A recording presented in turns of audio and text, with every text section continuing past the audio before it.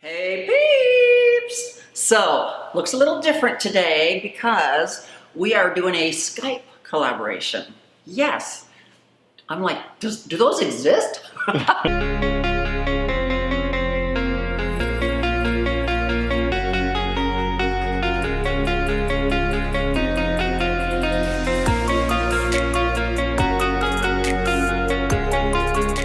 Skype collaborations happen when you've got two extremely busy people and neither person can get on an airplane right away. And so that's exactly what has happened with our guest today.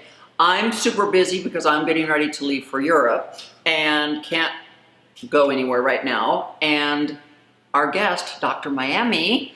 Good morning, everybody. My name is Michael. They call me Dr. Miami. I'm a plastic surgeon, and I make people feel better about their bodies. Watch me as I Snapchat my way through Monday. Is so busy doing those amazing Brazilian butt lifts and boob jobs and tummy tucks that he can't get on an airplane and come collaborate with me. But yet we both wanted to collaborate. So we said, why not do a Skype collaboration and make this happen? So I hope you enjoy the video today. Here we go. How are you? I'm good. I'm good. I've heard so much about you. There's so many women from Houston that have gone to you. Yes, we do. We have a lot of patients that come from all over Texas and Houston specifically. Yeah, that's true. Yeah. I specialize. I specialize in body makeovers, like Brazilian butt lifts, tummy tucks, right, breast implants, breast lifts, all that kind of stuff. So someday I need to come see you. Come on down, but not this sweet. No, I naturally have a very athletic butt, so I don't need a Brazilian butt lift. Lucky. You won the genetic lottery. I'm sure you worked at it too. And I work out all the time, so I don't really need a tummy tuck. So good. That's excellent. And I just had my new boobs a couple years ago, so I don't know what you could do for me. No, if you have new boobs, those things will run you at least another 50,000 miles. So, don't change those. So the topic today is beauty. Okay, let's talk beauty. Yes, yes. So what makes in the eye of the beholder? It is. So what made you get into the beauty industry? Like what made you go towards plastic surgery in the beauty industry? How much time do you have? Short version.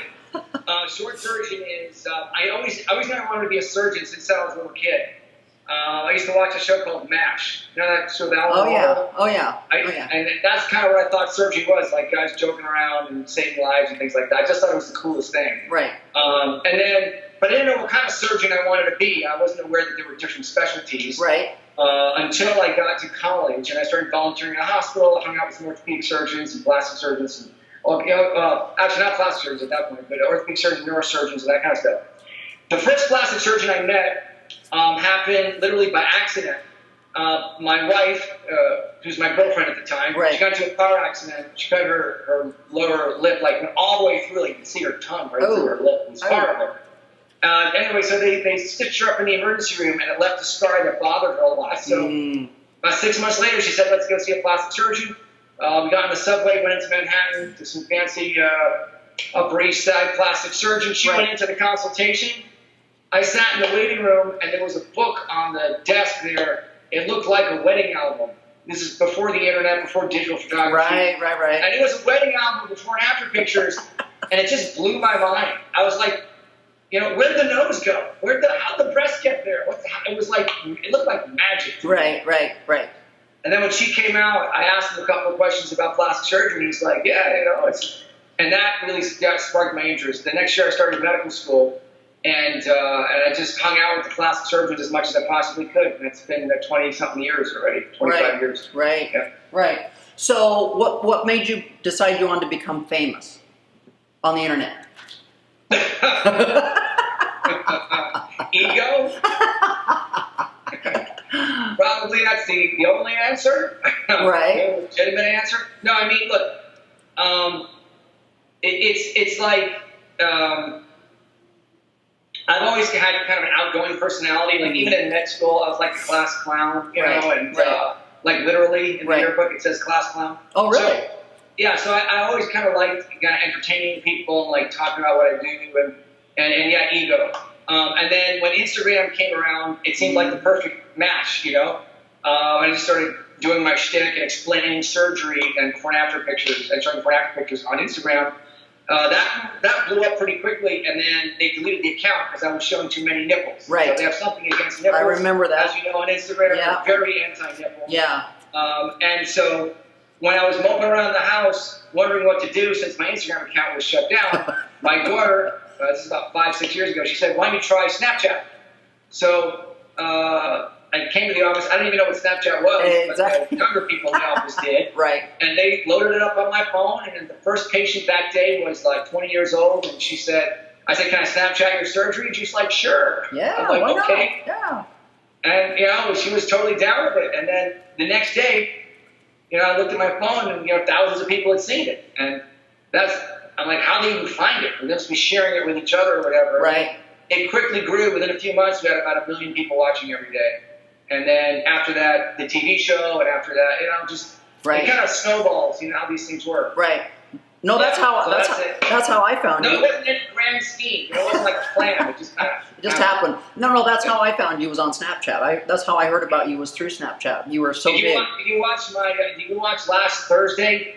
I went to LA and watched a guy do a penis implant on my Snapchat. I did not see that yet. I saw you post it, but I haven't seen it yet. Oh wow, that's mind blowing. So then, so from Snapchat, you went to a TV show. Yeah, on WE TV. Right. So we did 6 episodes. I thought it was cute. Apparently, you know, the ratings weren't good enough to get it more, but hey, that's the breaks in TV. They're lost. But it was a lot of work. It was a lot of fun. It was a lot of work being on a TV show. Yeah. All the time. I kind of prefer just doing cameos. Right. You know, step in for an episode, step right back to your life. Right. So what do you think's next on your list here? What do you want to do next? As far as like social media, that kind of thing. Sure. Well, I've got a podcast that we just started here in Miami with one of the DJ from like the big radio station here, the big FM pop station named Mac. So him and I started a podcast. We recorded 2 episodes. It's called Love and Plastic, and it's basically like you know, us answering questions about people's relationships. Right. And for some reason, plastic surgery always seems to come up somehow, in one angle or the other. Right. And so that's one thing we started. Second thing is this documentary coming out in the fall, probably the next month or two.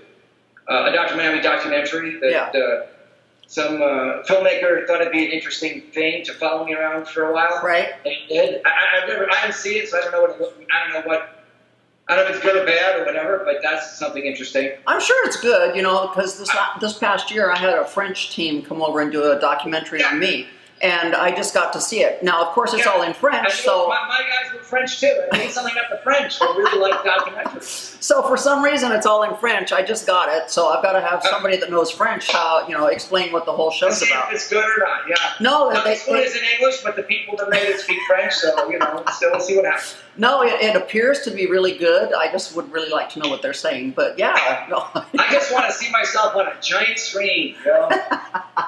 So why do you think you're so famous and your wait list to get into you is so long? I mean, frankly, because there's only one me. And because if I had a twin, then you know, well, we lessen the wait list. No, really, it's just you know, I'm very I don't like to overwork myself. Right. So where some guys might do 10 surgeries a day, I do 2 or 3. Right. You know? Right. And trying to be meticulous, and we have a great staff, and we really try to do good work. So I think that limits the number of surgeries it can do. But don't you also think it's maybe because there's a chance they can have their butt or their boobs on Snapchat? Oh yeah, maybe. Everybody wants their 15 minutes. They can go, that's my butt, that's my butt. That is my butt. It's crazy. I mean, it's literally, hundreds of thousands of people watch every day, and sometimes millions, depending on what we show. Right. And it's pretty incredible. The audience is all over the world. That's the best part. It's like a global. Right. And I'm sure before you do the surgeries, you ask if you can film it. Oh, of course, yeah, no, yeah, Right. yeah, sign, Right, right. So I'm just saying, everybody wants to be famous. So even if it's just their butt and their boobs on screen, I'm Some sure. people want to put their face too. They like to be interviewed before on Snapchat, and they like this is and write. Some people want me to write the name of their loved ones or their business on their back. I kid you not, it's like a billboard advertising during surgery. Everybody wants to be. Everybody wants to be famous. Yeah, a little bit anyway. So why do you think the beauty industry is so huge? I mean, I think it's always been. At least the last 100 years, beauty has been a big business. The internet, Instagram. All the smartphones and social media in general is a very visual medium. So we're always seeing pictures of ourselves and our other people and comparing ourselves to them. If you went to my mother's house, you could probably find maybe 100 pictures of me from birth to age 20, maybe 100. And my daughter has probably had 100 pictures of her taken this morning. Right. Yeah, like I said, the people today take a lot more pictures of themselves. And they have this opportunity to compare themselves to everybody else. And also, we have the technology to change the way people look, which we didn't have before. Right. Certainly, we didn't have it to the extent that we do now, and also besides it's safer, it's cheaper, it's more available. People have options, fillers, Botox, surgery. That's why. Right. Yeah. Well, the internet has changed the world. It definitely has changed the world. So. So I just wanted to connect with you because beauty's big for me and everything I do also, and so I thought this would be a fun opportunity to get to quiz you a little bit on your life and and what you do. Is it true you have the world's largest closet or something? I do. I have the world's largest closet. Well, I should say in 2014 when it became famous, I had the world's largest closet. Maybe somebody built a bigger one just to bother you. Well, because when I did my research and when I built my closet, there was nothing out there like it whatsoever. And so I built a 3,000 3-floor closet. It's 3,000 square feet. It's 3 floors. It's got 2 spiral staircases. It's beautiful, and it's got a glass front just like a store does. And so in 2014, when I was labeled the world's largest closet, and in Google it actually says that. Since then, there's been quite a few people try to. Out-closet you. Yeah,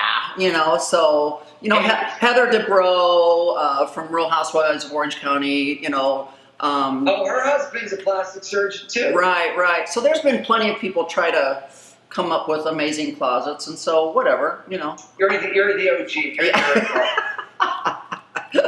So yeah, I'm all about beauty and fashion and that's awesome. And philanthropy. Wow. How cool! I'd love to see that one day. Well, no, and the whole purpose of the closet was to give back, because every time I would have an event, people always wanted to see my closets because they were so pretty.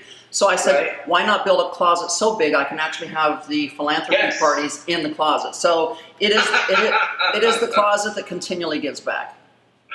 Oh, I love that. That's fantastic. Good. Well, more power to you. God bless you. Yeah. Sell this house and build a bigger one. Fantastic. So one of the things that I'm trying to get the word out in general for is safety in plastic surgery. It's really, really important. Just make sure that people do their homework and that they make sure that the only way you have a beautiful result is that the result is also safe. So I was saying, it's really scary to hear all these people that go over to Mexico and all these places, and then they come back with botched surgery and... worse. It's worse than that. People die, Surgery has real risk, and people need to take it seriously. Right. And if you're not healthy, or if the doctor says you're not ready for surgery, don't shop around and find somebody that says that will do it cheaper, or that will do it even if you're not ready for it medically. So I think that's an important message to tell everybody. Right. So, I guess that's how Dr. Dubrow in Orange County has started his show, Botched, because he's continually fixing all these surgeries that go south. Yeah, that's true. So, cool. All right, then, it's a pleasure to meet you on Skype. Yes. If you're ever in Miami, come by and say hello. I'm in Miami a lot. We'll have to figure something out and meet up. Come over to Dr. Miami Tower, right here in Bay Harbor Heights. Perfect, definitely. Well, it was nice to chat with you, and we hope to see you soon. Thank you. Okay, thanks. Bye-bye. So, guys, That was our Skype collaboration with Dr. Miami. OMG, right? Yeah, super excited. I thought it was only fitting that I do a Skype collaboration with a doctor in a set of scrubs so that he didn't feel so bad.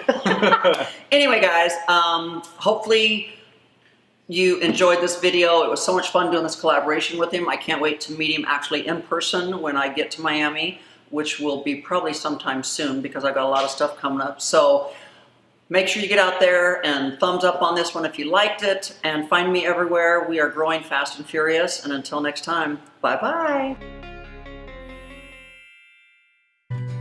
Now, glutathione is a big word, but it's the body's own master antioxidant.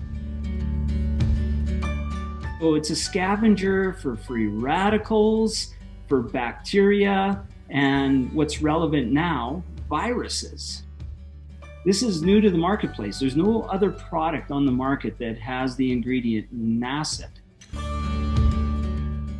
And basically NACET increases the production of that glutathione that is in our body already to strengthen and enhance our immune system and keep it strong. Elevated sense of well-being. Supports muscle strength and endurance, cognitive function, powerful liver support, energy, helps blood sugar regulation, superior bioavailability of key ingredients.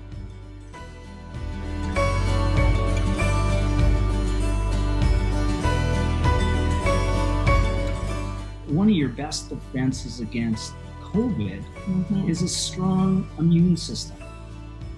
Taking GSH Plus as a daily supplement does all that. And now we have the product out on the marketplace.